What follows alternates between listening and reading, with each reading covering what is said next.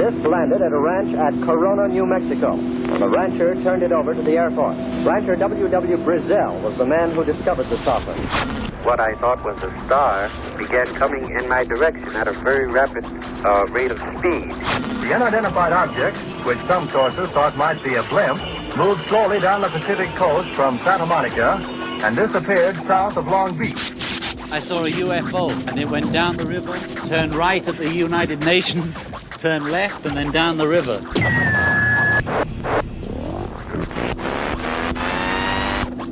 UFO Classified. UFO Classified. No more plausible deniability.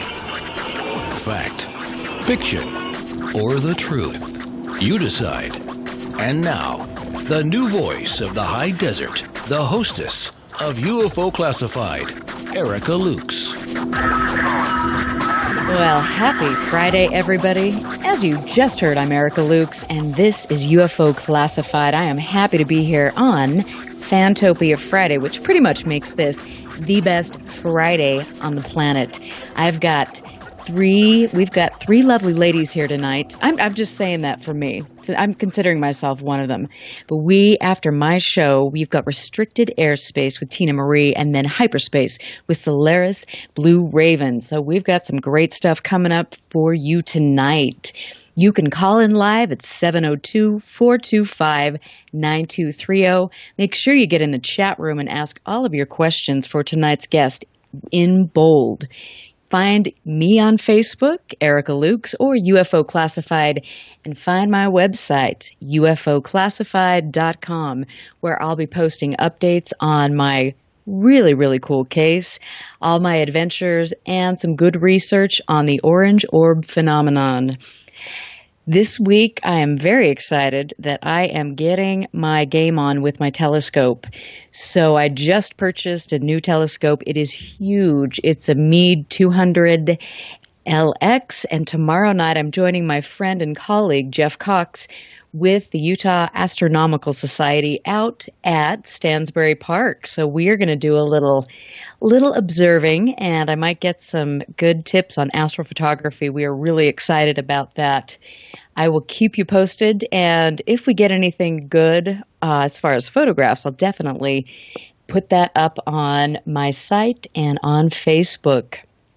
Tonight on my show, I have somebody who is really a pioneer, and I'm very excited. He agreed to do this kind of at the last minute, and I'm so happy. This couldn't have worked out better. The timing was just perfect. Dave Schock is a project coordinator for something that we all need to become aware of. It is CubeSats for UFO disclosure. CubeSat is the coolest thing. This is going to be sent up in low Earth orbit, and it will take photos of anomalies, send that back to the public, and this will be a really groundbreaking project. I'm happy that somebody like Dave is doing that, and he has had the fortitude to keep doing this for many, many years. He hasn't given up, and it's paying off for him. Dave Schock grew up in Dayton, Ohio, pretty close to Wright-Patterson Air Force Base. In 2008, he decided that he wanted to learn everything he could, and he became an amateur astronomer.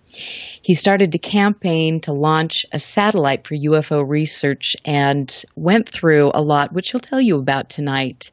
He has had many personal sightings, not many, but a couple really, really good ones that might have to do with the orange-red orbs.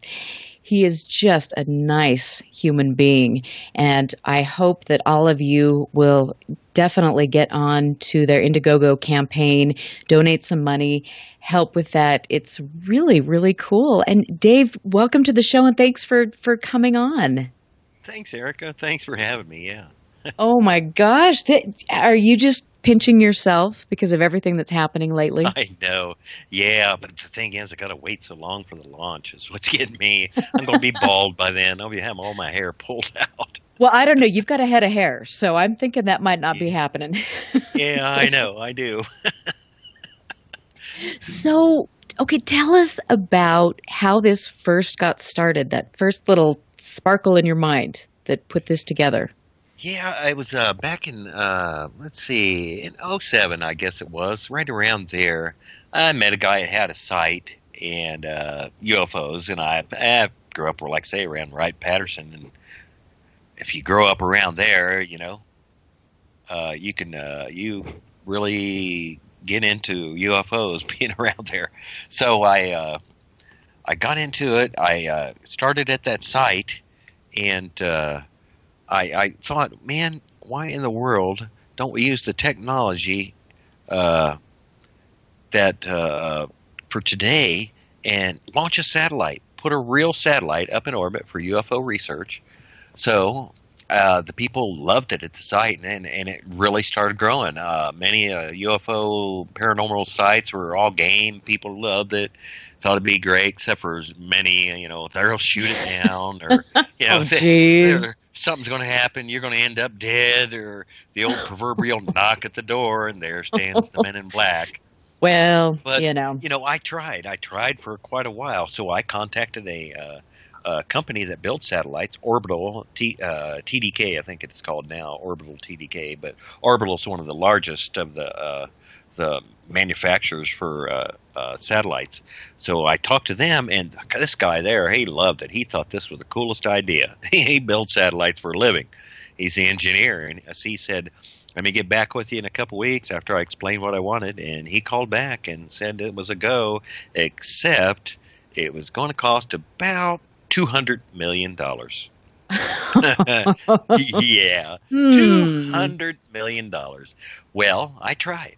Okay, I contacted James Fox, and he led me to a few different people, money wise, and I just couldn't gather enough support. I tried. I can't believe you tried. That says something. You've got I tried for a year and a half. Wow, incredible. But David Sarita helped me start the nonprofit. And he said that Dan Aykroyd gave us a thumbs up, thought it was really cool.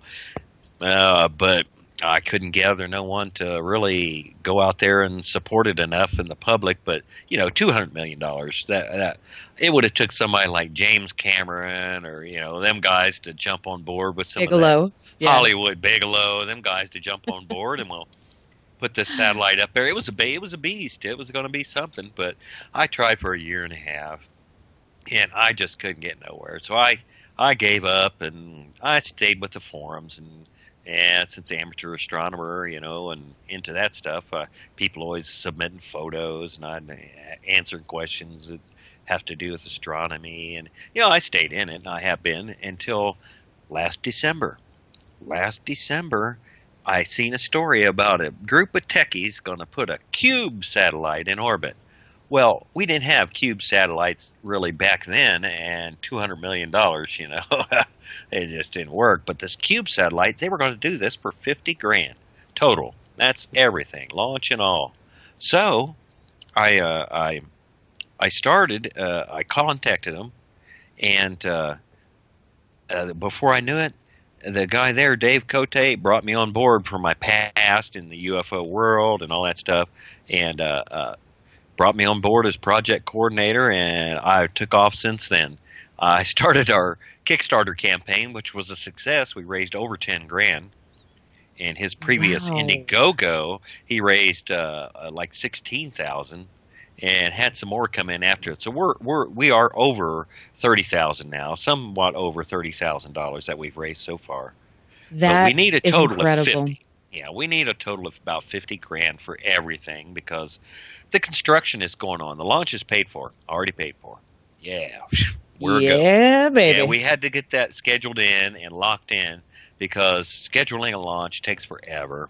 It's that's why I say it's going to take forever. It seems like to me, but hopefully time will fly. Let's get this summer out of the way. Exactly. Well, it will fly. I mean, it's already going by so quickly, I can't believe it.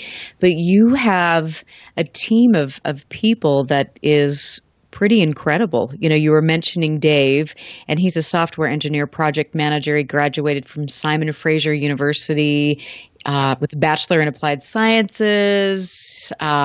Matthew Lippert, who is an electronic and software engineer, and he's doing a lot of things. Tell us about what Matthew's doing. Matt, he works for AFIT, which is the Air Force Institute of Technology. He actually works for them at Wright-Patterson Air Force Base. Right there in Aiden. That's where he lives. And he's a CubeSat optimizer specialist. He is. That's what he does for a living. So he actually builds and works on them and knows everything there is to do about CubeSats and does it for the military. So that's his job, and he's doing this on the side. He's eventually going to, just build these things on the side, probably for himself. It's hard to say, But Matt, he's been great. He's the one that's come up with everything. He's been building it. But Dave, man, he's actually an actor too. Dave has been in quite a few TV shows and things. He's, other than a software engineer, he's about everything. He does it all. He's the one doing all the software. It's going to be for the Cube satellite and working on the motion detection program. So while we're up there, our cameras, they have to see something, before we'll start. The way this works, the satellite is when it goes up, we have 2 cameras on board. One will be facing down towards Earth. One will be facing up. And they have parabolic lenses, so they're pretty well. They're going to see all around, basically. Heck of a view. It's going to be really something. Now, if something flies in, it will a motion detection program that Dave's working on will detect it, and it's just a few pixels. If a few pixels is noticed moved, that's how that'll work. But see, we'll be sending back thumbnail size photos every 5 seconds. It takes a shot every 5 seconds, sends it down, and now it's only going to be thumbnail size, just thumbnails, until it detects something. And then the HDs will be downloaded, because if we're downloading HDs all the time, our data costs will be skyrocketing. Oh, absolutely. Oh, that's because right now we're going to be paying nearly $3,000 a month for data to get our downlink. $3,000 a month. Yeah, that's a lot of money. I mean, and as you know, especially for people that are doing things in this field, we scrape up enough money to stay involved as it is. That's a big commitment. What organizations have committed money to you to help? Well, no organization has yet. Nobody has like that. MUFON is standing behind us. They've put their story on their site, and it's now coming. Our story is being featured in the MUFON Journal for this month.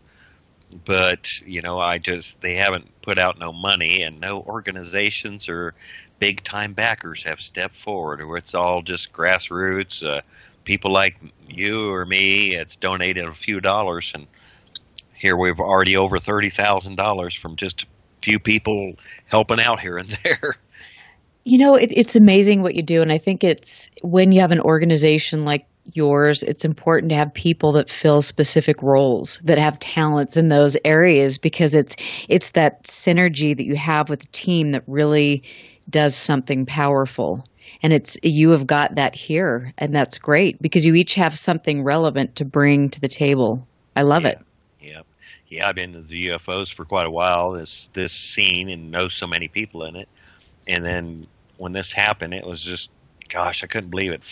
It's like I would say a dream come true, finally after all that I went through a year and a half trying to get my big satellite up, and then this come along, and it was just fantastic. I mean, I can't believe it. And it's set. It is going to happen. I'm so thrilled. So what kind of champagne are you drinking? Yeah, a Folgers.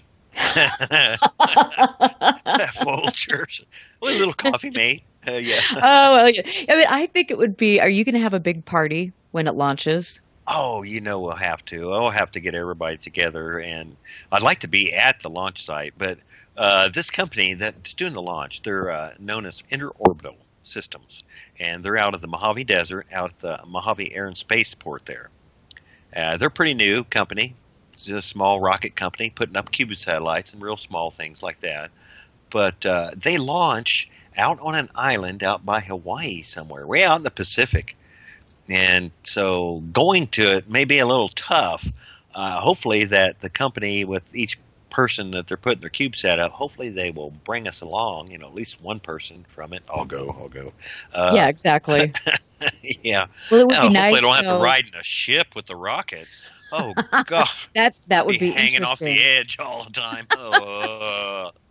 But you know what though? It would be very fun, and I don't can't imagine it would be too hard to have a camera out there to do a live feed of the launch. That's important. See, I have talked about that and think that is a great idea. Now, we don't have an actual permanent website yet. We just have this up right now on Indiegogo going, and it has a lot of our information. We don't have a website up yet. Now, what would be great after that's going to have a live webcast of the launch and see that missile come off that ship. It comes up and hits it, and Harry.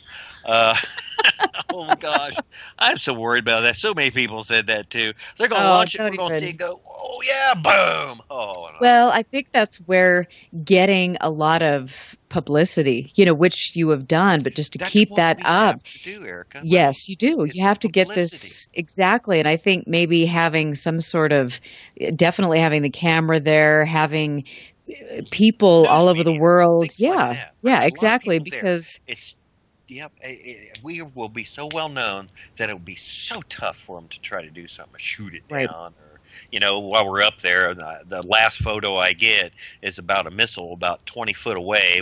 I could read the serial number as it hits our. Oh gosh. no, you know what? That won't happen. HD photo of it.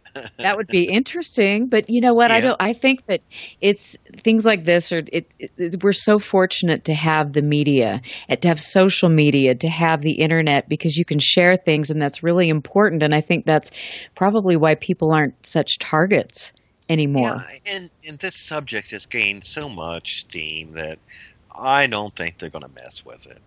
At least, I hope, but I'm pretty sure that we're going to have no problem from the government, or the knock at the door, cease and desist, or anything. I mean, the U.S. government itself, NASA, things, they can't hardly mess with this because this is not a U.S. This is not a U.S. thing. Right. Dave Cote is the project manager. He's out of Canada. A lot of people, it's from people from around the world. Like Dave said, it's from Canada, U.S. I'm the only one from the U.S. in the whole thing, really. Mexico, U.K., China, and I'm missing maybe Italy, was it, or something? But that's just the people that's helped out and things that are just from all over the world. So this ain't I don't see how they can actually say, no, you can't do this. Right. Yeah, no. I mean, it sounds like it's a go, and you're doing incredible things, and it's really neat to have an international community together to do this. This is for the whole world. This isn't just for us in the U.S. or this, that. It's for everyone. Gosh, it's time to learn the truth. And we see something. Say something does fly in. We see this thing zip in, park in orbit, and have a cup of coffee as we go by. Well, this thing parked. We know it ain't an asteroid. We know it's not space junk. And then we see it zip down maybe over Ohio.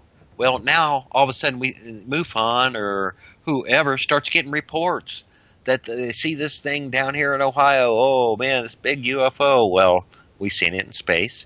We got photos. We've seen it on the ground. We got all that reports. You can't deny that. 100% proof to me.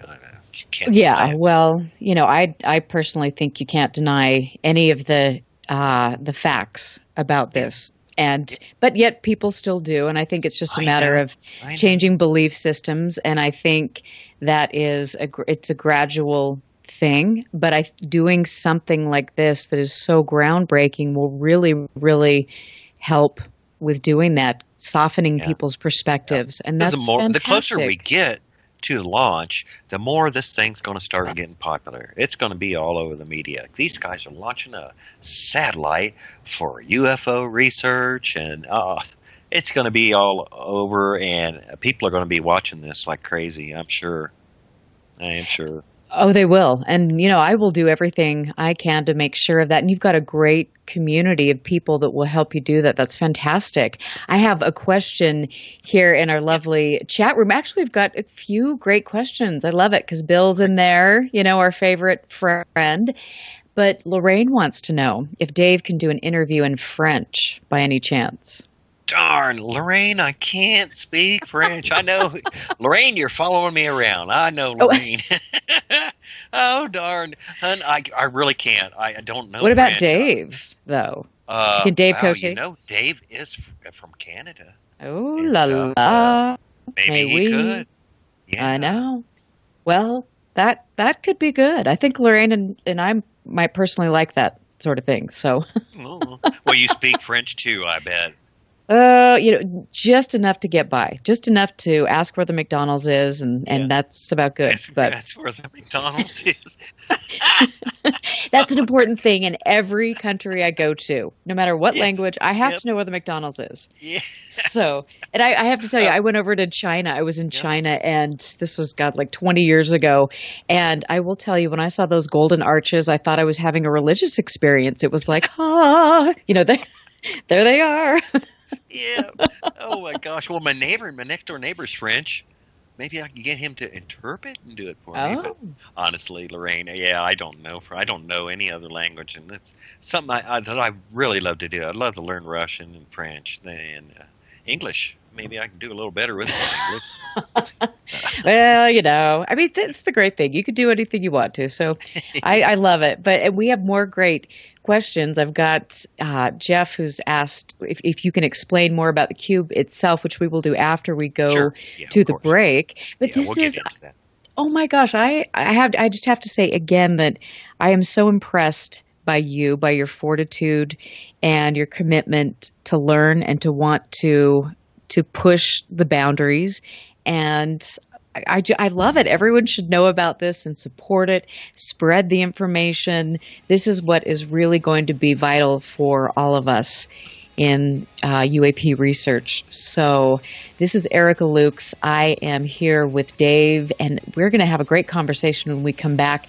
Make sure you find me on Facebook. You are listening to KCOR Digital Broadcasting Network, which happens to be the best digital broadcasting network in the world. I'm not a little biased, but I love the way I am being treated here. It is so professional. Tina Marie rocks.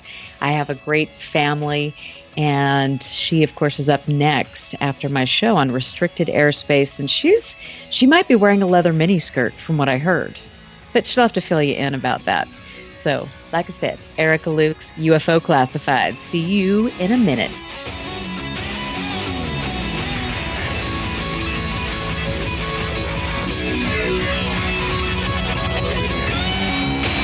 Stand by. This is UFO Classified with Erica Lukes. Erica Lukes.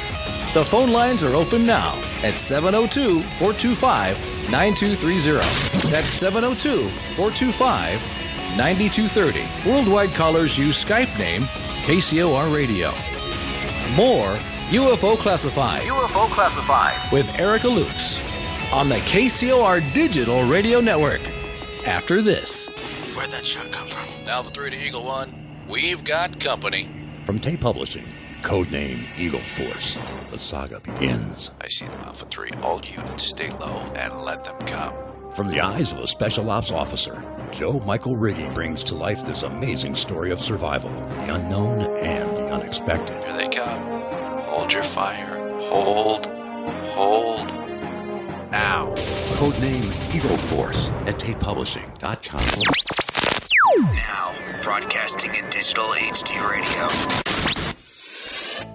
What if maintaining a healthy weight was as simple as drinking a cup of coffee?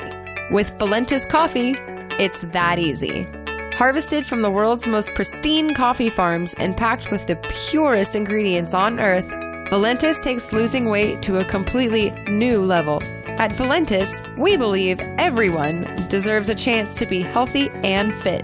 It's pure, natural, healthy, and delicious. Click the Valentis Healthiest Coffee banner on the KCOR Digital Radio Network website and take the Weight Loss Guarantee Challenge. Valentis Coffee, simply the world's healthiest coffee.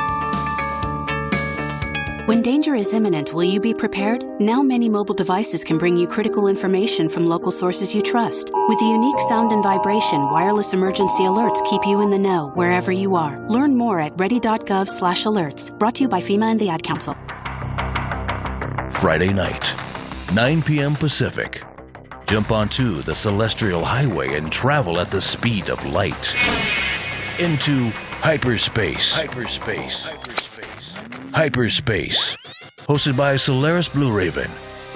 She navigates you through the cosmic tides of mysticism into the world of covert technology, UFOs, mystical sciences, and the world of unforeseen forces. You get to really sort of enjoy a bizarre ride. Listen live, Friday night, 9 p.m. Pacific, for Hyperspace, the one show that blows the whistle off our government black ops projects. Hyperspace, hosted by Solaris Blue Raven. Exclusively on the KCOR Digital Radio Network. Want to take a ride?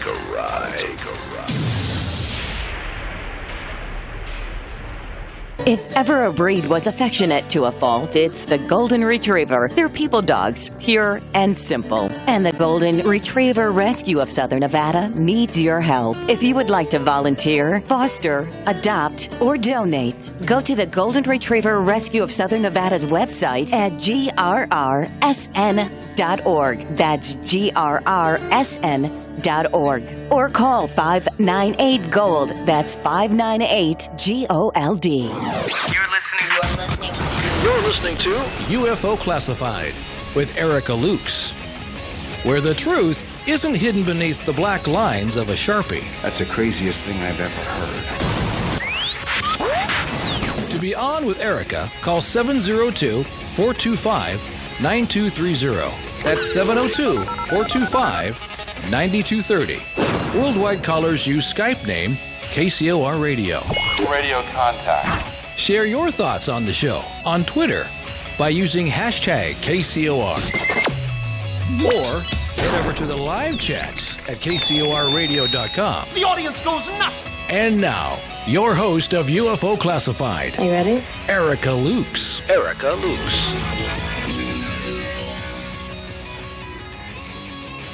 Well, welcome back. I'm not sure if anybody's ever ready for me to come back because, I'm a little spicy, at least so I've heard. But I am back, whether you like it or not. This is Erica Lukes. It's UFO Classified. Find me on Facebook and make sure if you have any orange, red orb, sphere, fireball sightings, please send them to me. Let me know. Send me videos, photos. I need this information. I'm doing a great research project with my friend Robert Spearing, and anything. We just need communication from people.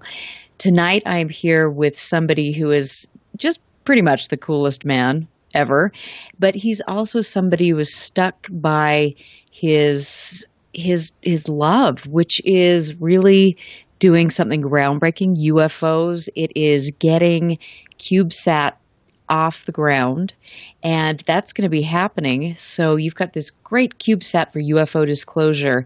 He's been through a lot, and I have to say, Dave, I'm completely in awe of you.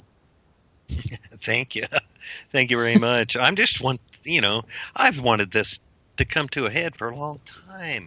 I mean, so many people, all you see is like some old farmer. Well, I seen one land over there, and he was with my cow, and it was the weirdest thing you ever seen. And, that's all we see is these little reports like this. And it's time that we done something with the technology we got today. I mean, these satellites and these CubeSats, they don't cost much. You can get the kit for one for like $10,000, or even less than that, and put one together. And launches are around $16,000. Well, so you could put up a cheapy thing for $20,000-$30,000, but ours, since what we're doing with ours, and we're really trying to make this the best we can this first round, and it's going to cost about $50,000 total for this first round. You know what? That compared to the $1 billion figure that you had when you started this. Yeah. Good night. I mean, that's incredible how much technology's changed, and that's really, really cool. And I have to say that you're so happy. I mean, you just are rolling along. You didn't care about the $60 billion price tag. You were just, hey, I'm going to do it. Yep, that's right. I tried. You know, it was $200 million, and I did. I tried for a year and a half. I had a lot of people on our side, but to raise that much money and to gain people to even try to donate, knowing that it's just probably going to be useless to try. You know, I would have took finding some of these governments in South America or something like that to have come on board, you know, because back in, a lot of the governments down there were having a lot of UFO sightings, Peru, and it would have took something like that. And then once they got on board, maybe other governments would have, and then maybe we could have done this $200 million project, but it just... But you tried, and that is saying something. You're like Don Quixote, and I can relate to that completely. So you're my hero. I think more people should be like that because, you know, I mean, even though you had the obstacles to begin with, you just kind of put it away for a minute, and then it came back, but you always had that in your mind, and you've manifested something that could potentially change the world. That's very, very cool. Yep, I thank you very much. I'm hoping that we can do that by doing this. I know you had a question a little bit ago. He was wanting to explain what the CubeSat really would look like and what it was. Yes, so, let's talk about that. Yeah, it's the CubeSat is only we're building what's called a 2U, which is basically two CubeSats put together. So it's a little longer, a little bigger, so we have a little more space. We have more battery space and more solar cells to be able to put on it. But it's only 10 centimeters by 20 centimeters, which is really smaller than a shoebox. It's a little smaller than a shoebox. That's all the size this little fella is. But today, look at the technology today. Look at an iPhone. We could send that thing in space and have HD photos come off of it, you know. They're computers. They're little tiny things. So now we can pack a lot in a little tiny space nowadays. So the CubeSat itself, it's going to be packed with whatever we can put in there. Which right now is, okay, we have a electromagnetic radiation. Now, that's been a big thing. People think that, you know, some of the ships and things emit different electromagnetic radiation or, you know, might have something from their drive units. So we're going to have an electromagnetometer on board so we can detect any kind of variations in the electromagnetic radiation. Plus, we're going to have what's called a scintillation counter, which is basically a Geiger counter. To be able to measure ionized radiation also. So we'll be able to get a few different readings along with our cameras that we're going to have. So, and whatever else we can. We were hoping if we raise enough and we get some really big donors out there and really get this project to have a good chunk of money so we can continue and continue and continue, we would like to put on a little radar unit.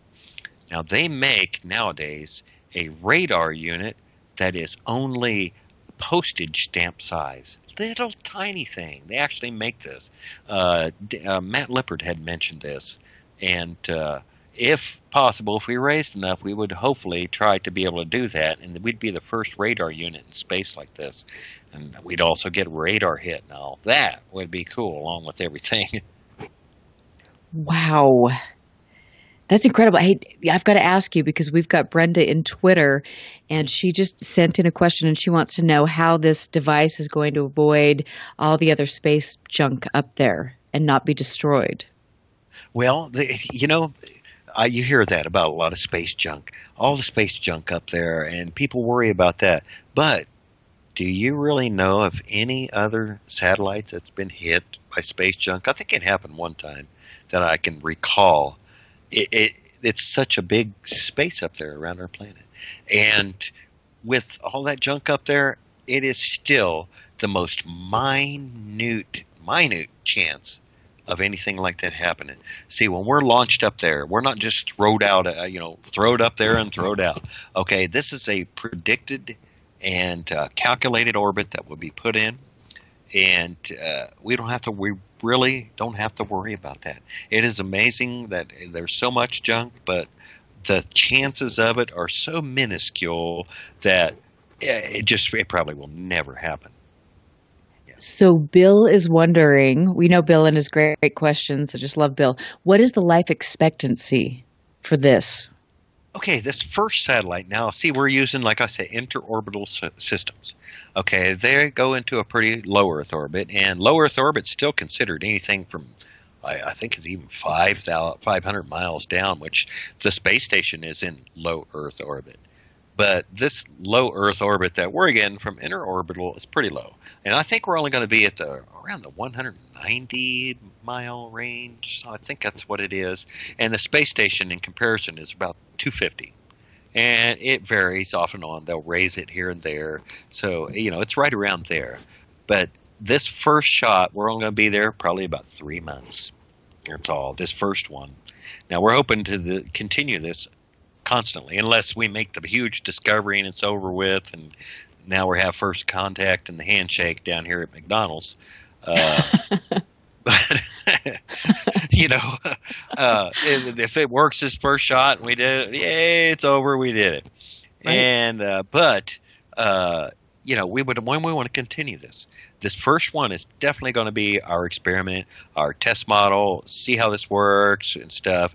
And we're only looking at 3 months on this because of that. Now, we tried to get a different ride. We looked into it. SpaceX, them, and there's a few companies that take up stuff to the space station because they are launching CubeSats from the space station now. They have a CubeSat launcher, and if you look that thing up, it is really cool how they do this. They bring them up there. They're inside the space station. Now, the guys will take them, and they actually load them into this launcher inside the space station. They close this little door, depressurize it.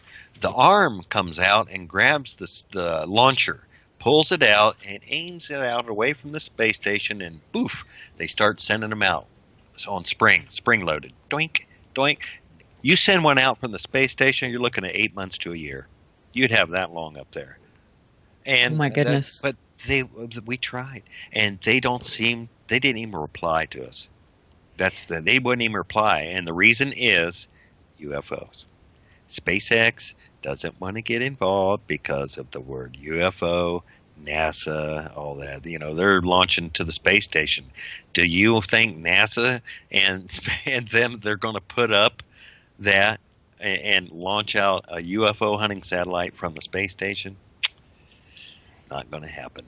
Have you thought about, you hear Hillary Clinton when she was on Kimmel a couple weeks back, she quickly said, it's not UFO, it's UAP. I mean, have you thought about maybe taking UFO out of it? Yeah, I know. But we're kind of known now. I mean, we could maybe call it something else. But there's such a waiting list, too, to get yours through them onto the space station. It's an amazing waiting list. So I think we're kind of hit on that. And I think there's maybe a 2-year backup right now, I'm pretty sure it's like a 2-year backup to get on the space station for the launch or your CubeSats. They've had a group of them there right now for a couple months that they ain't even touched yet to launch, because they're just busy doing other things and they ain't had time to even launch a few CubeSats. There's a bunch of school kids that made one a little while back, and their school put it up there, and it's up there waiting to be launched, and them poor kids been waiting for, they've been waiting for practically a year since they started building it and got the launch ready, and they've waited for like a year now, and it's just sitting there. And poor kids, they're like, hurry up, NASA. Yeah, NASA. Yeah. NASA. I love NASA's feed. Have you ever watched the feed from the space station? That beautiful HD view? You're watching it, and it's so pretty, and then all of a sudden, lost a signal. Sorry, but we've lost the signal. Now, wait a minute. This is the $200 billion space station, and they lost signal, and our CubeSat ain't going to lose signal. For $50,000, and we're going to have signal 24/7, and the space station lost signal. My ass. Conveniently, it's the most. Yeah, exactly. We have Trenton in Twitter wants to know how you're going to account for the digital anomalies that come with pixelations in digital cameras. Well, this camera that we have, they are space rated. I know that's what it's not just a regular camera thrown up there or nothing. They are space rated with the IR filters taken out, so we will be be infrared. And to account for the pixelation, I understand that, but from what I understand, these cameras are pretty good. And the only thing I can, let's just cross our fingers. This first one is a learning experience, and if something like this was to happen quite a bit, we'll learn from it. Second one, hopefully, we'll go from better cameras or something. But I'm hoping that we won't have this kind of problem. I'm sitting here right now with my fingers crossed as we're talking that something like this won't be a problem. I mean, this is an experiment this time. This is our first one, and we will learn, and our second one will go farther. Third, fourth, and hopefully we could we'd like to put up, 5 or 10 or more of them at one time. Wouldn't it be nice to flood the skies with these? Oh, wouldn't that be wonderful? And you will. Yeah. I have no doubt that if anybody can do it, you can. But it's interesting, and I think that there's so many, getting people on your team, and you've got a great team, but people that can analyze the data that you're receiving, I think that'll be really good, and then kind of disseminate that and teach the public, kind of do a learning, so you're sharing all this at one time. So it's a learning process for you guys and for the public, and that'll be really cool. Yeah, this is a big learning thing. Well, we got a year too. Our launch isn't till next spring or, going into the summer, right around there. It's about a year away. I have to wait a year for our launch. That's what gets me. But we got plenty of time, I guess, to raise the money we need because, like I say, that data cost is $3,000 a month. Then we still have some labor costs on the construction and whatever else little scientific gear we can come up with to throw in the darn little thing. I'd love to. It's unfortunately, like I say, we only get that 3 months, and you're not allowed to put a drive system on a CubeSat. So no little booster rockets, no little things like that. Nothing can be put on them. Now, they've been coming up with what's called a water boost system, which uses a water jet out the back because you can't have any kind of pressurized canister or hazardous chemical like on board, So water. And then they're going to use it to shoot out to give CubeSats a little boost to help with orbits. So that's something new, and something I come up with the other night was putting a little tiny warp drive on it. Yeah. Now, seriously though, now when you think of that, I am serious that, we have, now this will go along with and explain this a little better, is by how we orient the Cube satellite. And we have what's on board what's called a 3-axis magnetorquer. And what this is, now when our satellite is launched off, it may start tumbling a little, right after it's released. Now we have to be able to gain control. So our antennas are deployed, and then we fire up what's called the magnetorquer. And what it does is creates a magnetic field that interacts with the Earth's magnetic field and writes it right, and we can point the satellite even with this thing by creating a magnetic field inside, reacting with the Earth's. And we can actually point and move the satellite around by creating a magnetic field. Now, why couldn't we put on the end of it a little warp drive, a strong magnet kind of setup to where we could fire that thing up and it would repel itself from the Earth's magnetic field and boost it in higher orbit. But we may find, we fire that up and end up in Mars's orbit in a matter of a minute or something.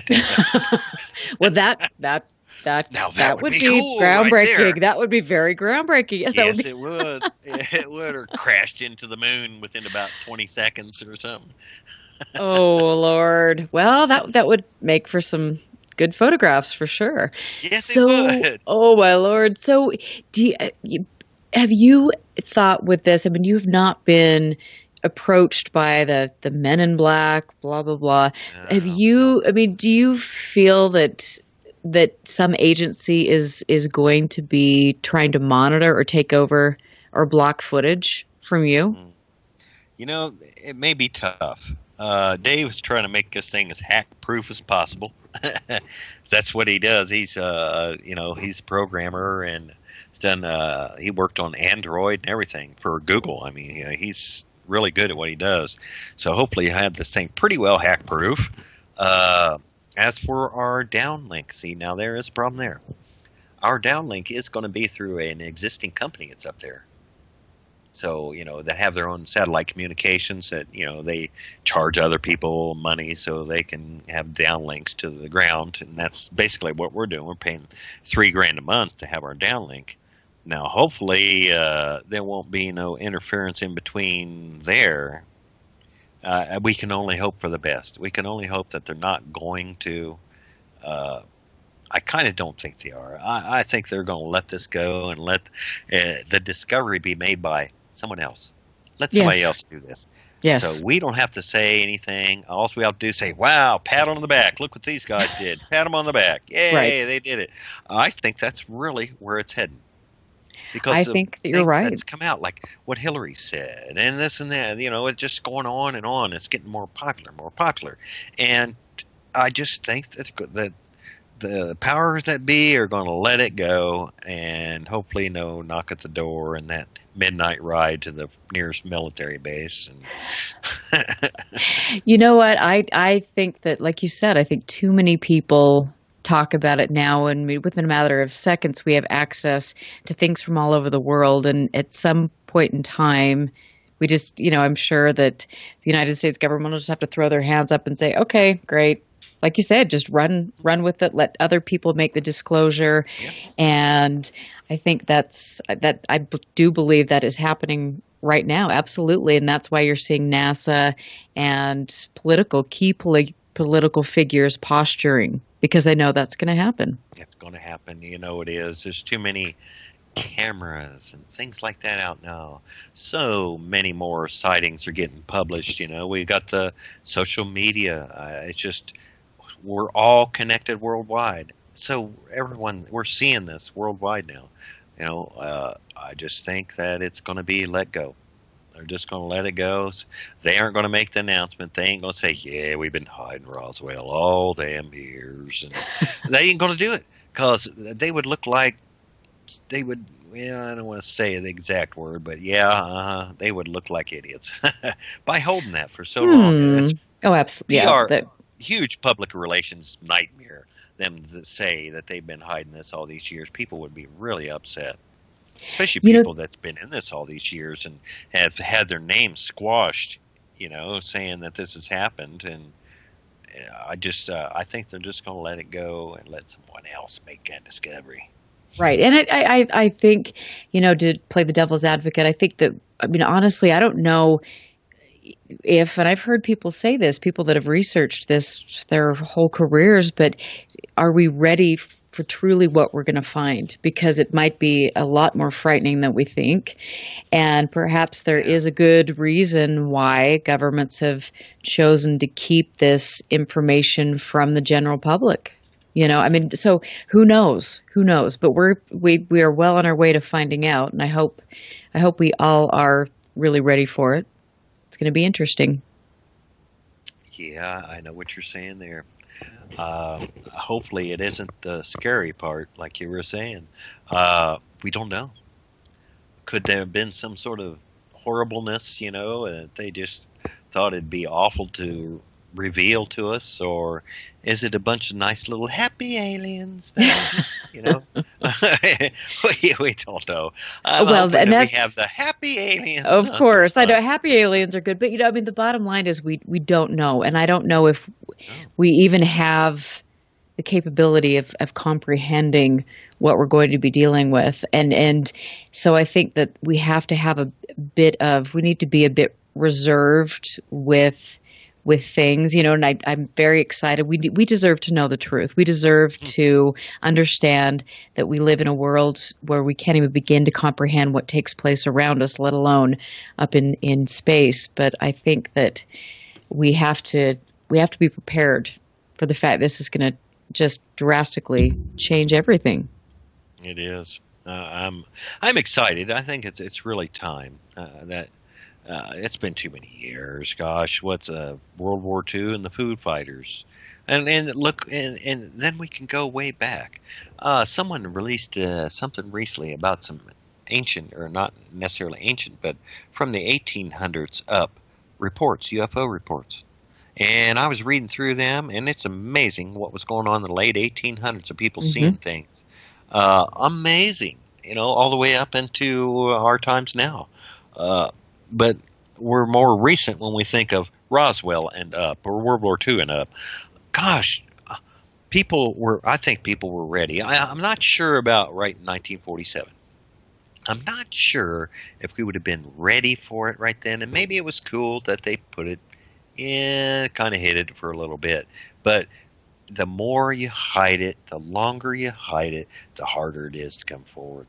And they got farther and farther along and farther, and before I knew it, it's just almost impossible for them to try to say that they knew it all this time. That's why it's up to us, Erica. It's right. Up to us. It is, absolutely. The CubeSat for UFO disclosure. Let us do it. You are doing it. Our satellite. Yes, we're going to do it.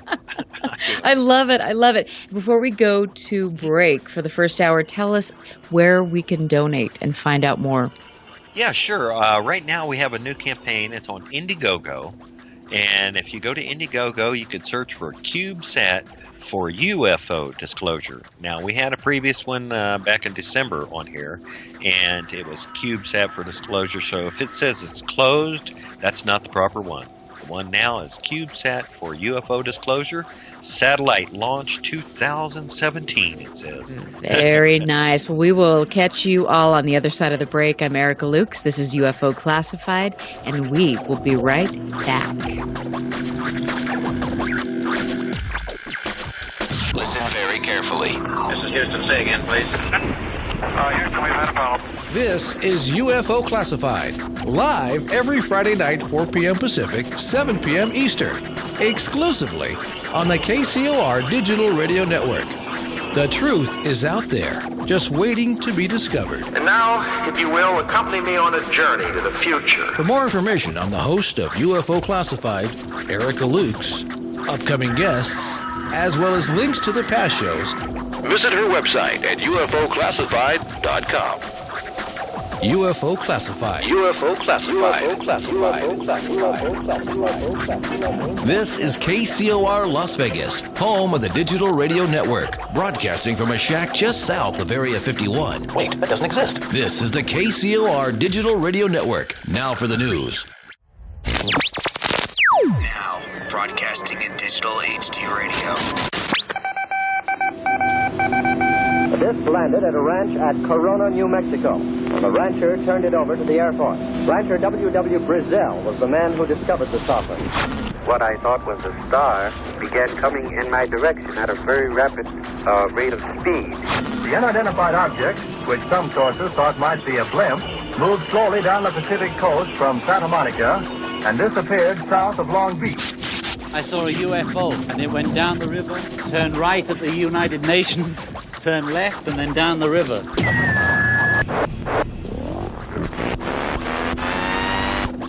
UFO Classified. UFO Classified. No more plausible deniability. Fact, fiction, or the truth. You decide. And now, the new voice of the high desert, the hostess of UFO Classified, Erica Lukes.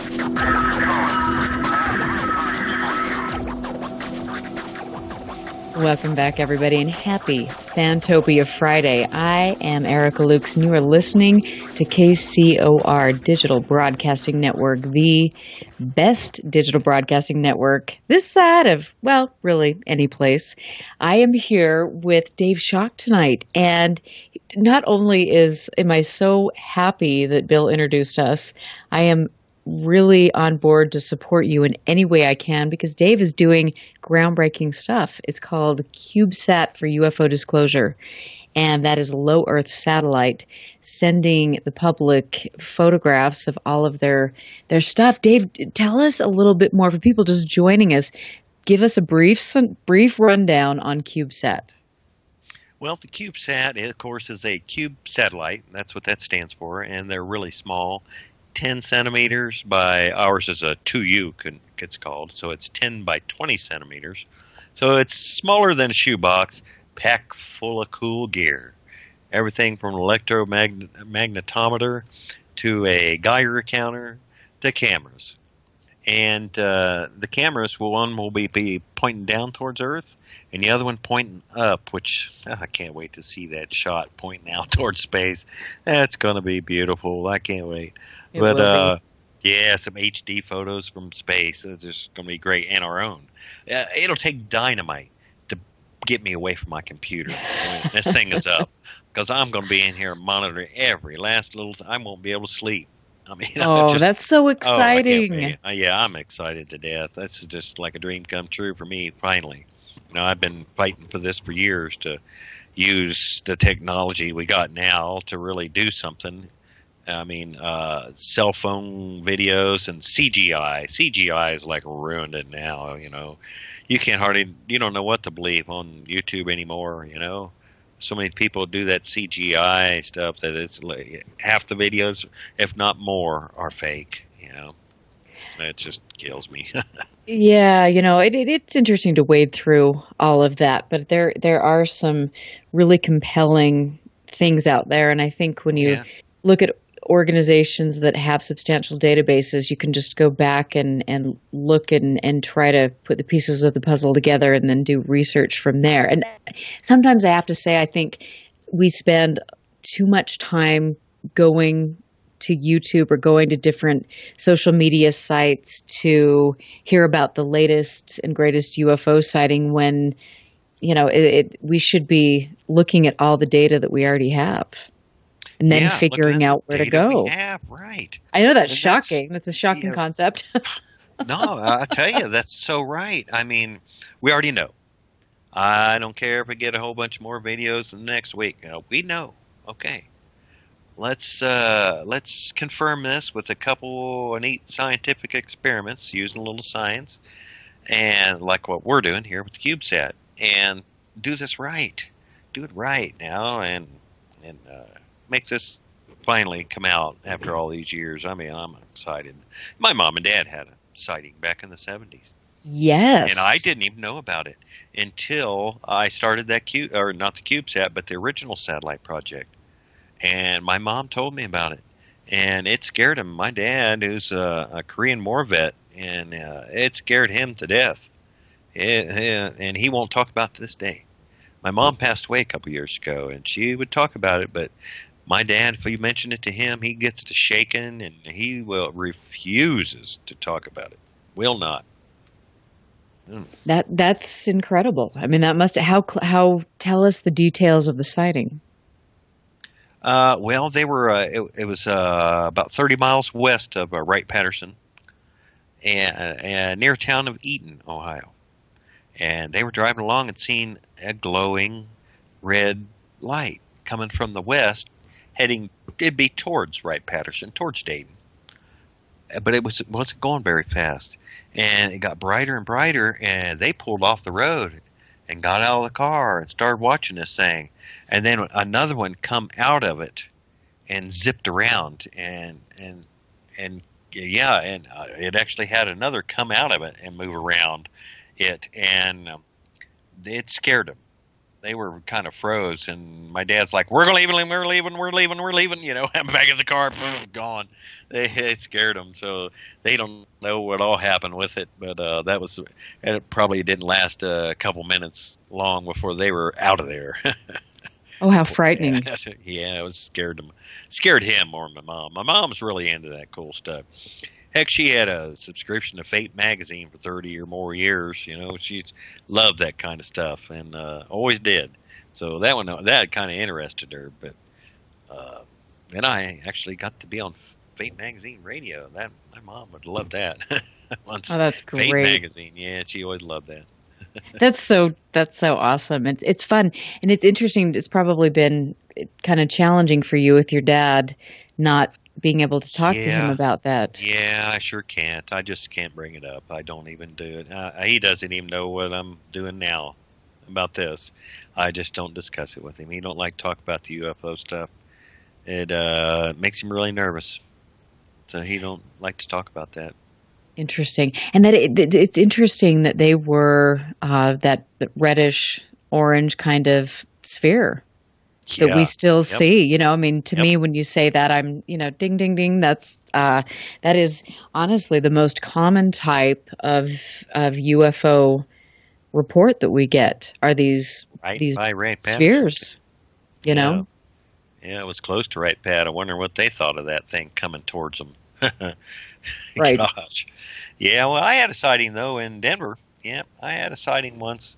It was in 2013. I've been doing this for years and years and years and never did see anything. Gosh, always wanted to. And then in 2013, I'm on my back porch in the middle of the night, around 2:30 in the morning, and I look up, and there's this giant boomerang-looking thing heading north. I live a little south of Denver. It's heading right north towards Denver. And it had like 10 wispy white lights on the leading edge. And nothing else. Quiet as a mouse, but huge. My gosh, this thing was football field, a couple football fields wide, I'd say. Just huge. And it went over just as quiet as a mouse. And I was, I'm jumping up and down. Yeah, finally, phew, I finally seen one. You know, this is cool. Well, I reported it to MUFON and all, but the thing was, I'd go out every night, and I seen that thing 4 times in a week.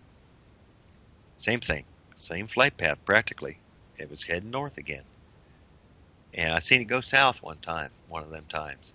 But the last night I seen it, it went north again.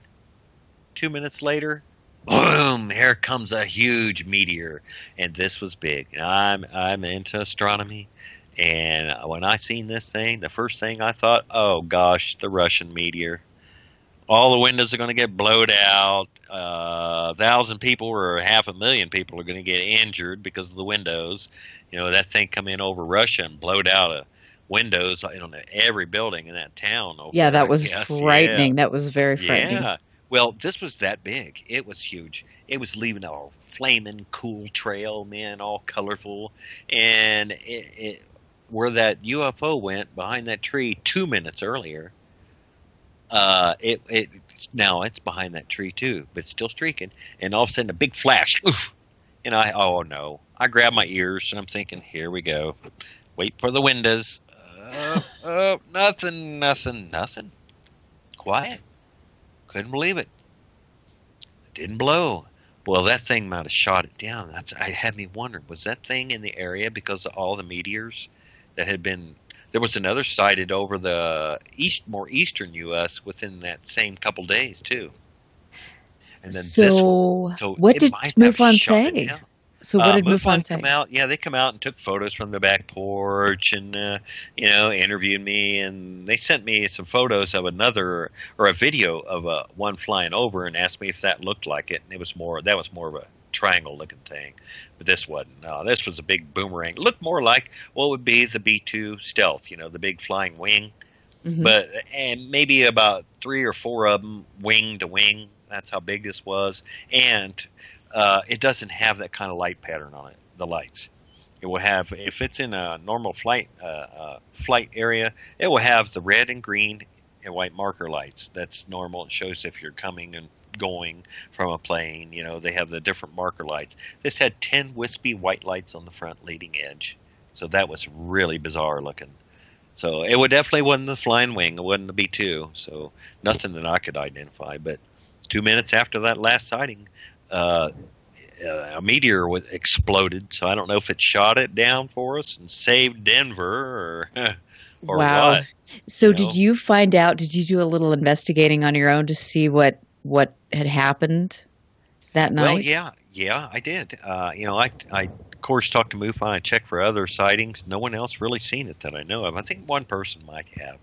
That was it. But I tried, and as for the meteor, I looked up to see if anyone had even heard of the meteor over Denver, and no one actually reported the meteor. So that was even bizarre. That's interesting. Even though there was, I really run into nothing. I got nothing. Yep. There was a boomerang-shaped scene around Texas around the same time. So within the same days or so, within a week or something, a boomerang shaped one around Texas, I think.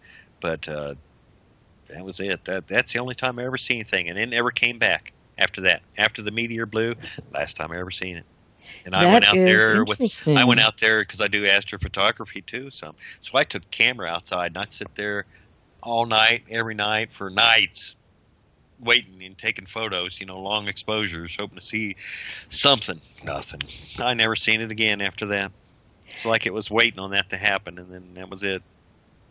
That is very incredible. I mean, most people wait their whole lifetimes and then they never even have something like that. So who knows what it was? Was it a top secret space program who knows what it was? But it's always so interesting to me that A, people don't look up, and B, they don't report things. And it's how are we ever going to learn about this if people don't pay attention to their surroundings? And that doesn't mean just looking straight forward. That means looking up. Mm-hmm. Yeah, a lot of people, probably 3/4, if not even larger amount of people see something and just never report it.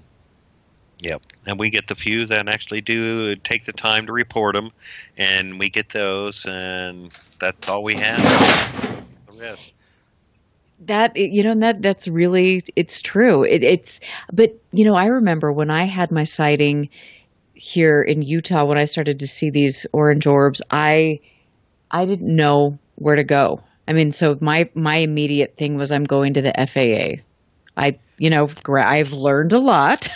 I was going to laugh really loud, but I will not do that. Oh, right. I know, but hey, it's like, okay, let's just see what the FAA has to say. Well, at that point in time, they had Bigelow Aerospace on there, contact Bigelow, blah, blah, blah. Right. Yeah. And then Newfork. And I thought that was interesting because, of course, the number for Bigelow had been disconnected.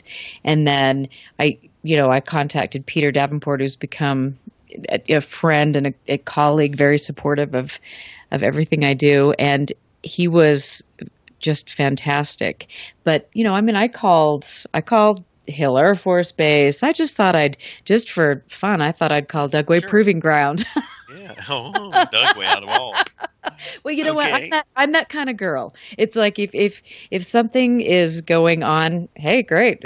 I want to know what it is, and that's the way it goes. And so I just made some calls, and then that's when I realized that we had no place to really report this except for Newfork, and there wasn't an organization here. And that's when I got involved in MUFON. But hopefully people understand that when they report stuff, it's especially to MUFON, Newfork. We have a great reporting database now here in Utah, too. We need that data. We need to be able to look at patterns and to put together the bigger picture because these objects are appearing in the same areas. And this has been the case for a long, long time. So from there, what do we do with that data and how do we research this properly? It's just so cool and fascinating. Yeah, now we're going to have a satellite in orbit. I'm thrilled to death. I know. That is so fantastic. Yep, party time when that thing goes up and it gets deployed, because until that thing gets out there and deployed and we get our first picture, I'm going to be a nervous wreck.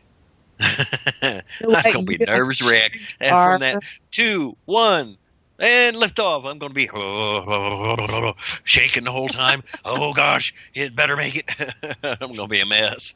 You know what? It's going to be so fantastic. And it'll be like the birth of a child. Probably even, it'll be great. You'll have so many people all over the world supporting you. Hey, I have passing out the cigars. Yay. Oh, you will be? I know. We have a question from my friend Jeff, who in the chat room, who wants to know if you would let the investor on the CubeSat receive information to sell back to specific companies or the government if they need information. Well, what we're wanting to do, not wanting, we are, people that invest and pay a certain amount, we have you pay this much, you'll get this or that, but we're letting people log in themselves to take photos.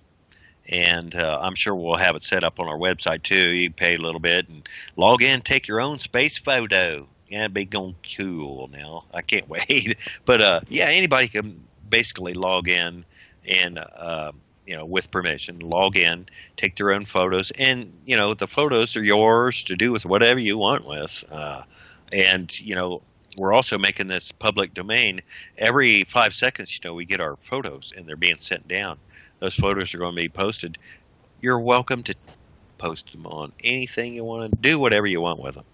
These are public domain. They're everybody's photos, not ours. We're not claiming one photo as ours to, it's our copyright photo. No. That's for everybody. That's great. Everybody can do with whatever they want with the photos. And log in, like I say, you'll be able to log in and know the CubeSat's going to be coming over your part of the country at this time. Hope the clouds ain't there. And get you a shot of your own house. Well, even though it'd be hard to pick out your house, but get a shot of your own spot there from space, HD photo from space, your own. And that's going to be fun. I'm going to have me a whole room full all over the place probably. Yeah. Oh, you will. Oh, that is so great. So Beth on Twitter wants to know if you worry about the technology being used against us to spy on us if your camera's good enough. It wouldn't be good enough. No, they won't be that close up. Yeah, it'll be like the feed that you see from the space station, that HD beautiful view. That's basically what it will be. We'll be taking photos and they'll look similar to that. You wouldn't be able to see a car on the ground or a specific house. Things like that. Wouldn't happen. That's comforting, and I'm sure they've already that's already going on anyway. So very interesting. So where do you feel right now that you have the most kind of pushback? Do you have any pushback from people in the UFO community? A little. I have actually had someone that. An astronomer, actually, who was on another project. And he has stated that maybe this isn't a good idea. You need more of them. It looks like it costs too much. But he has his own thing going, so I think that's the only reason. But that is the only person at all who has pushed back or said anything negative about it. Stanton Friedman likes the project. When I got to the International UFO Congress down there, and I went to introduce myself, I said my name. Oh, yeah, I know who you are. Yeah, the CubeSat. Oh, yay. Well, Stanton Friedman even knows who I am. Well, I was thrilled. Oh, that's so exciting. Well, you deserve that. Everybody did. Everybody knows. Gosh, Chase Klitsky, she's been on her presentations. She promotes us quite a few times at every one of her presentations. This last one at the Ozark UFO conference there at Eureka Springs in Arkansas. She had a model of the CubeSat up on the stage and about got a standing ovation when I heard that the crowd went nuts over our whole idea. Just love it. That's awesome. We have a lot in the field that's really pushing for us. Chase and so many of them are. Gosh, everybody I talk to at the International UFO Congress loves it. I think that's such a cool idea. You know what I think is so cool about it is that it's not only an idea, it's tangible. It's going to be happening. This is going to be launched in a year. And that, it's not just, something that's going to be talked about for the next 20 years. It's happening. Yeah, it's actually going to happen. It is going up. If I have to get on Mount Everest and use a slingshot, the darn thing is going up. Somebody suggested that. I said, yeah, okay, we'll try that. Oh, I love that. That's great. So, we've just got a couple minutes to break, but how are you going to do the marketing to really succeed? And who is doing the marketing specifically? Well, I'm the only one that's really been doing the major part of that. I've been doing so many radio shows and getting the word out. Me and Dave both. Dave's always posting on Twitter and Facebook, and He's done some Reddit posting, and Reddit I just don't understand and get it too much, so I don't know Reddit too well. But for the others, yeah, we've been posting and just doing that. And he said we had a couple of newspapers that have done some articles too, but trying to get the major media on board, I just can't. We've tried. I've tried to send letters to every major media outlet about this, and they just ignore it. They ignore us. Well, I think that's one of the things that we need to do as a community is to really, if we would all quit fighting and backstabbing and doing all this naughty lower level stuff, and we came together and we all got behind something, we could make a huge difference. And we need to do that, especially for things like CubeSat. Yeah, that is really important. And we do. And hopefully that will happen. I definitely think that, I will do everything I can, and I have a lot of, I know Alejandro from Open Minds, there's so many people that will support you, and they are, and that is huge. You've done a great deal of work. Yeah, Alejandro, he's promoted us quite a bit too. That's great. I really like him. I do too. So I'm Erica Lukes. We got to get ready to take our last break. I'm Erica Lukes, UFO Classified. Find me on Facebook, and we are going to be right back.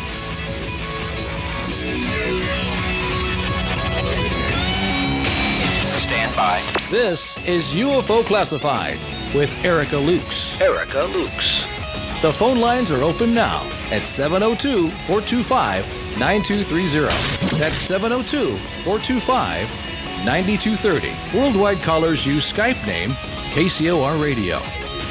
More UFO Classified. UFO Classified. With Erica Lukes on the KCOR Digital Radio Network.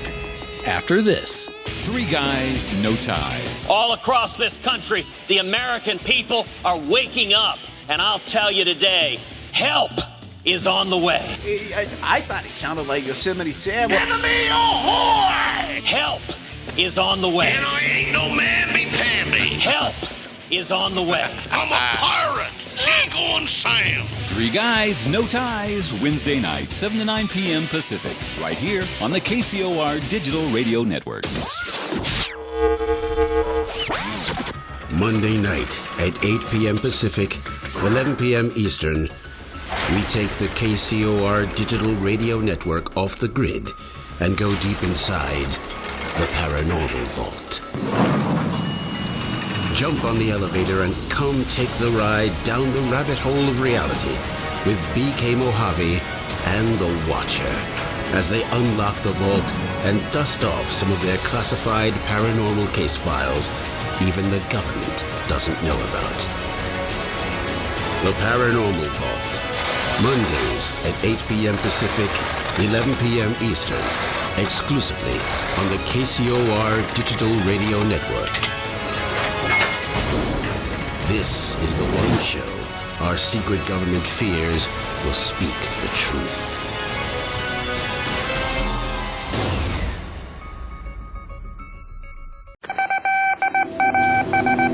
The disc landed at a ranch at Corona, New Mexico. The rancher turned it over to the Air Force. Rancher W.W. Brazell was the man who discovered the saucer. What I thought was a star began coming in my direction at a very rapid rate of speed. The unidentified object, which some sources thought might be a blimp, moved slowly down the Pacific coast from Santa Monica and disappeared south of Long Beach. I saw a UFO, and it went down the river, turned right at the United Nations, turned left, and then down the river.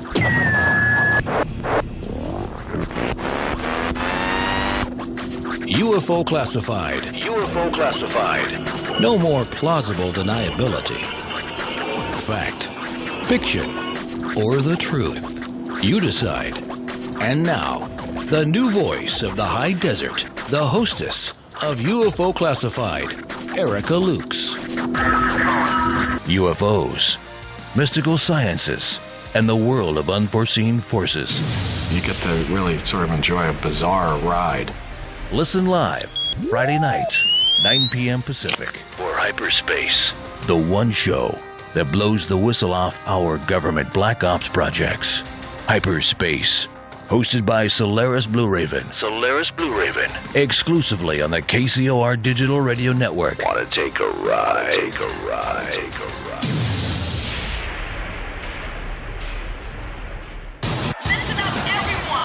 This is the world famous KCOR. That's the only station I listen to. You're listening to UFO Classified with Erica Lukes, where the truth isn't hidden beneath the black lines of a Sharpie. That's the craziest thing I've ever heard. To be on with Erica, call 702-425-9230. That's 702-425-9230. Worldwide callers use Skype name KCOR Radio. Radio contact. Share your thoughts on the show on Twitter by using hashtag KCOR. Or head over to the live chats at KCORradio.com. The audience goes nuts. And now, your host of UFO Classified. Are you ready? Erica Lukes. Erica Lukes. Well, welcome back to the last half an hour, and I guess, I covered that large crash pretty good, but I guess I just need to talk about it for a brief moment. If you heard that really large sound, then that was my excellent sound wall collapsing around me, and I will just say I covered that. That was, the mark of a true professional right there, just flowing with it and not even mentioning the fact that I thought I was going to lose a limb at that moment in time. I didn't want to say nothing. I was like, I hope she's okay. Well, she kept talking, so I thought, I look around here. I didn't see nothing around here, ball. I was honestly just like thinking, okay, this is great. Nobody heard that. Really, if I just keep talking, hey, well. We heard it. Okay. It was loud. It actually was loud. Oh, well. I figured you'd say something. You just kept right on going. Sometimes just pretending like it didn't happen. Yep. Yeah. I know. And I've got a lot of friends who are like professional sound engineers. And my friend, Matt in particular, he's been my partner in crime. He just comes over and he's like, really? Are you kidding me? Did the grade school come over and do your sound room for you? Or the grade school. Oh. Yes. God. Okay, I'm an artist, and so it's, I'm working on it. Clearly it needs a little help, but maybe but that's what keeps life exciting. So anyway, thanks for bearing with me. But Dave, welcome back for our last segment. I am happy to have you here because you've got so many cool things in the works, and CubeSat for just UFO disclosure is truly, I think, the best thing we've got going on right now with regards to researching this. Many are saying this is the next best thing in UFO research. Yeah, that's what I heard down there at the UFO Congress. People are just loving this. All the researchers, gosh, like I say, from Stanton Friedman on down, they all just think this is really something.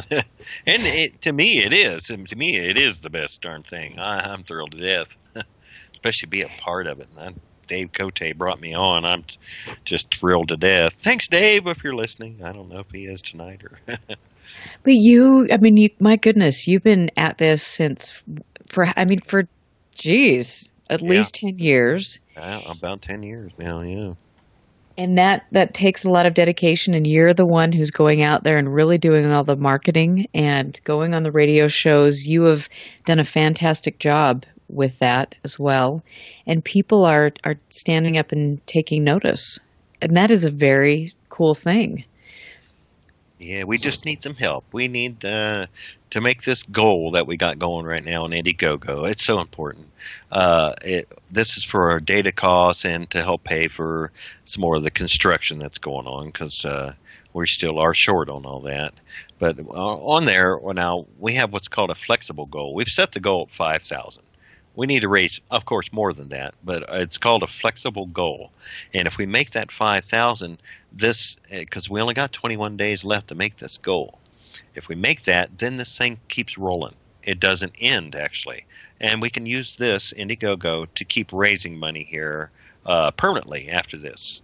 and we have a year till the launch, but we need to at least make that $5,000 within this 21 days left, or it's a start over again on this current one and try again. But we really need this, and we're hoping that the listeners can tell their friends, and their friends can tell their friends, and make some calls, and call your other friend, call the enemy, tell them about us, and get us of you.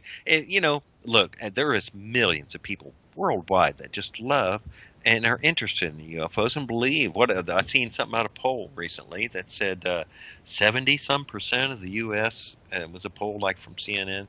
70-some people believe in UFOs and stuff. I wonder what the poll would be if that was from Fox. Yeah. Oh, yeah. I don't know. But we'll say that there was over 70-some% believe in this. Now, that's millions of people. If those people would just donate 50 cents a piece or $1 a piece, we'd be set.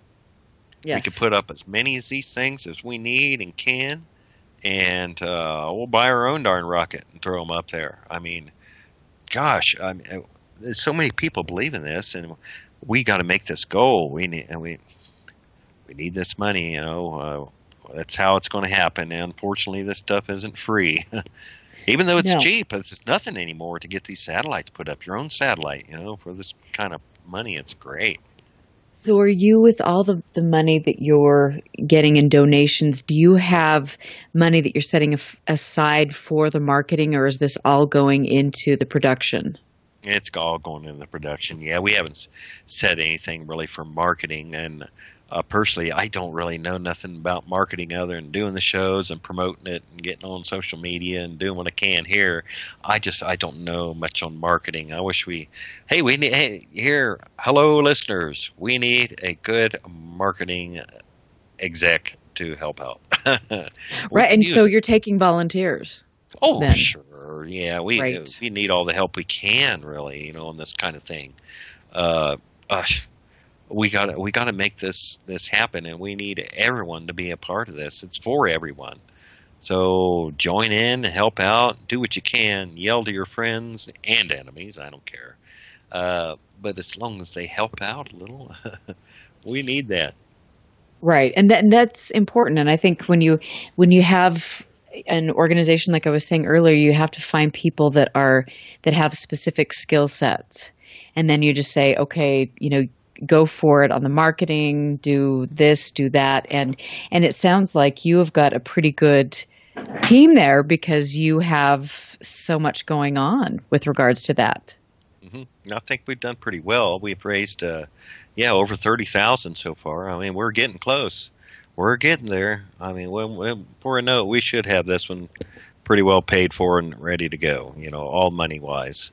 Even though we have till next year till it's up to have all the money for everything, but we need to make that goal in here so we can go ahead and continue this, and then we know we have that set aside to pay for more on the construction. We got to get the construction done, because it has to be done before next year, or really before probably the end of the year, so we can get things. So it has to be weighed and exact specs all done right. So it's pretty complicated on doing the space stuff here. Well, I love it. And I think that, so if you want people to call in and volunteer, or to contact you and volunteer, where would be the best place for them to go? Let's see. I guess you could use my regular email. I'm more than happy to answer. I check it constantly. I'm always keeping up on it. And my email itself is Earthman, spelled just like that, Earthman. EarthmanDS, as in Dave Shock. EarthmanDS@hotmail.com. Fabulous. Okay, so hopefully you'll get some good volunteers. And I think, the interesting thing for me with the UFO community is you have, when I came into MUFON, I mean, there's so many scientists involved, or so many engineers, and people have a different skill set, when you're really, really technical and things. And so there oftentimes isn't the public image, kind of somebody that's really good with that public presentation. So I think that when you find somebody like that can do that in this field, that really is a powerful thing. Yeah, it is. Oh, yeah, I wanted to tell you a little story about something at Wright-Patterson, too. Yes. I wanted to tell you about this. This is something really interesting. Now, a friend of mine is a subcontractor, worked at Wright-Patterson all the time, electrician. Was always over there, and was asked one time to go into this room. He wasn't doing electrical work at the time, so they had something to do, so they gave him something to do. Go in this room and clean it out. Bunch of junk in there and stuff. So him and a Dunkard fellow was asked to go in. And the Dunkard they're very similar to the Amish, just not as strict. They drive cars and still farmers, wear the beard, the hat, same, very similar to the Amish. Well, him and that Dunkard fella goes into this room. And in there is a bunch of old tripods. It's right on the base. A bunch of old tripods. Looked like they'd been filming in this room. It was old looking, everything. They go to move things out, and they go to move this metal cabinet. And they tilt it, and they hear something inside. It opens the door. There is a glass jar. It says, "Caution, radiation," and there's a baby alien in it. Oh, man. The Dunkard fella hits the floor. You could almost hear the stuff coming down his leg. Oh, we're going to die. Oh, we're going to die. They're going to kill us. Oh, we're going to die. They're going to kill us. Oh, we're dead. Oh, Lord, help us. Oh, Jesus, please. Oh, yeah. He's praying, and my life's over now. Oh, I'm coming, Lord. But my buddy, he looks at this thing. He's not as bad as him. He's not on the floor crapping his pants. He looks at it and says, wow, this is cool. He pulls this jar out. Sure enough, man, that thing's got liquid in it, and there's a baby alien in it of a sort. He's turning this thing around, looking at it, and he's like about to crap his pants too. It says caution, radiation, and he's turning this glass jar around, and this alien in it, and he goes to look underneath of it, and there's a nipple there, and it says "Made in Taiwan." Oh, wow. Oh, wow. Oh, well, at least he saved that poor Dunkard from everything. Oh, poor old guy. It was bad, I guess. He was about to shave his beard off. He was going so nuts. It ain't me. Dear. I'm out of here. But, yeah, made in Taiwan.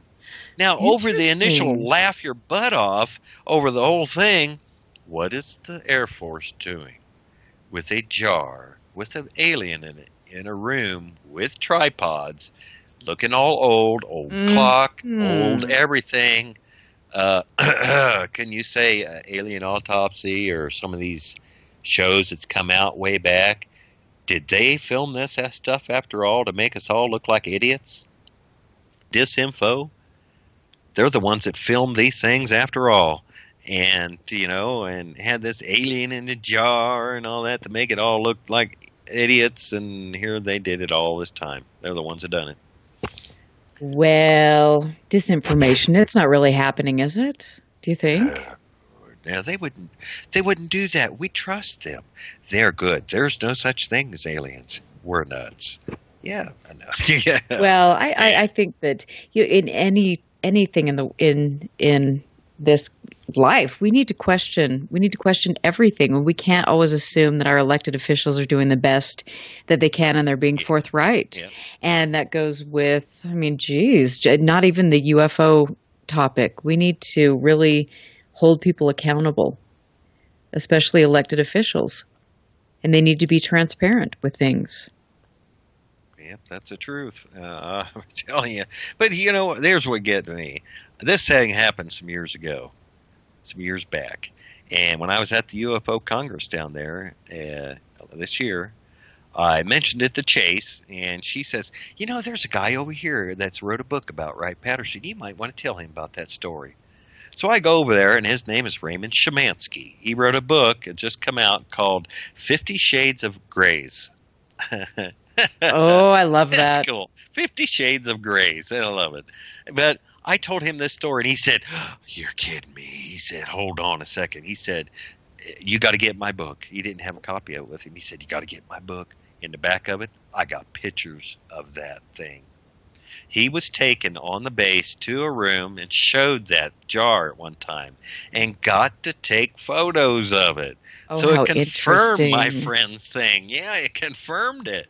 So he actually has photos of that alien in a jar. I can't believe it. From Taiwan. Oh my gosh, that's interesting. Taiwan. Wow. Oh, I would love to have a camera in there. I mean, to see that poor Dunker fellow on the floor. Oh, we're going to die. Sure.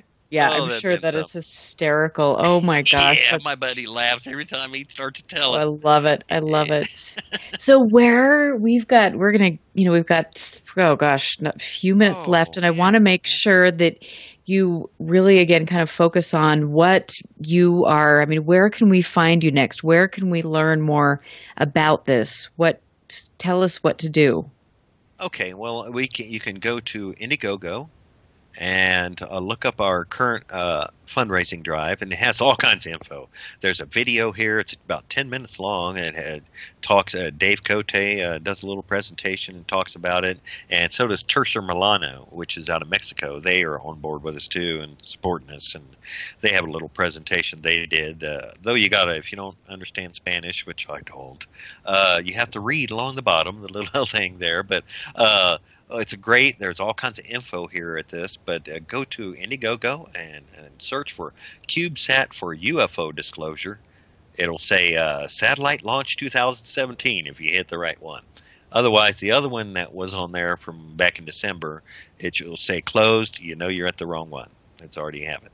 Yep. This one is a current one, and it shows we have 21 days left. So you can go there and look for us. Or also on Twitter. You can find us on Twitter and Facebook. UFOs for Disclosure, I think it is on Facebook. Or you can find me, Dave Schock, on Facebook. I'm more than happy to friend anybody there. We also on Twitter. Me, I think it's my name, and also Earthman. Earthman is, you may find me on Twitter through that. Or Dave Cote. And Dave Cote on Twitter or on Facebook goes by Diamond Dave. Yeah, Okay. Mr. Cool there, Diamond Dave. Diamond Dave. Yeah, baby. But yeah, get a hold of us, or like I said, earthmands@hotmail.com. You can get a hold of me through there if you need to get a hold of me for anything or want to donate and don't like doing it through the computer. You know, some people don't. I actually have somebody mailing one from the other day's show. They're mailing me a money order because they don't like the idea of using their credit cards online. Some people don't. Well, yeah, you know. Yeah. Hey, Lorraine wants to ask a quick question. Are you guys really prepared for the press if you guys find something? Absolutely. I am. Oh, yeah. Oh, yeah. I'm ready to stand right there and announce it, hold up a big, giant poster photo of this HD thing and said, looky here. Because, look, you can see him waving out the window. You know, it went by. It's waving. You know, hopefully, yeah, absolutely. I'm ready. I'm sure closer to the time we get to launch and all that, we're probably going to be doing some press stuff because I'm sure this is going to catch on a little more. You know, we have quite a while to launch, but I bet you this is going to end up garnering some news because this is just a first, you know, a satellite for UFO research. I mean, this is bound to start to catch on somewhere in the news media. Come on, CNN, AC360, come on. I know. You know what? I mean, it will, but if you actually did find something, I mean, it'll be interesting to see how it plays out and who would be jumping on the bandwagon to discredit what you found. I mean, that's always the interesting thing for me in this field is to see even if there is something that in my opinion would be a genuine sighting with video and photographic evidence, there's always somebody out there that needs to discredit it. And I always think, oh my gosh, why are you even in this field to begin with? Yeah, Bill Nye, he'll discredit it somehow. Well, I mean, we've got people working in our field that discredit stuff. Yeah, and it's fascinating. SETI Institute. I mean, Seth Shostak. He searches for aliens, and he says us people believe in UFOs are nutcases, but yet he's over there listening on headphones listening to space. Whenever they fly by, I didn't see that. Come on. Right. I don't hear nothing. I didn't hear nothing. Yeah, no, he's an interesting man, and I'm sure. Every time I see his stuff, he just seems to discredit us so much. You know, he does, but what about the people that are actually involved in the UFO community that work to discredit one another? That's the thing that I don't get. Yeah. And for me, looking at this and seeing so much time wasted on other people trying to debunk other people's work and all of this nonsense, it's like, really, do we not have anything better to do? Yeah, I know. I think I do. I've been a member of many sites, and I am a member of many sites, and I pretty well stick to one or two now because a lot of them are nothing but people, somebody posted a picture or a story about a UFO. They carry on. What are you doing at this site if you're just, going to discredit us to death or think, this or that? And you're a UFO researcher. Why would you even say that? You're so right when you say this. Yeah. Well, I think everybody can be a UFO researcher, quote unquote. And I think that you just because you're in a Facebook group, that doesn't make you a UFO researcher. Yeah. And I think that people need to understand that. And I also think that people need to realize that just because you're hiding behind a Facebook screen or behind a computer screen, that doesn't make you, you should be held accountable for being unethical and not treating other human beings like you would want to be treated.